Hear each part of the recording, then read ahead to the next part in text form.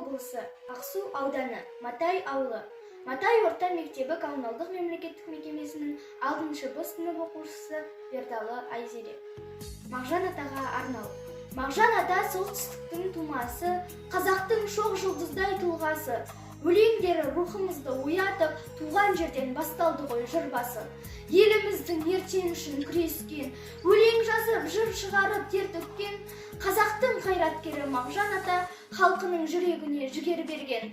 Ұлтпенен ер намысын қатар қойған, алашты құрып жастарға сенім артқан.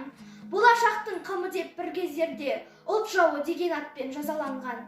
Сан қилы сынақтардан өткен ақын, бүгінде жыр толғайды ұрпақтарың. Кетсе де бұл өмірден Мағжан ата, жырлар бар тарихта сөздер алтын.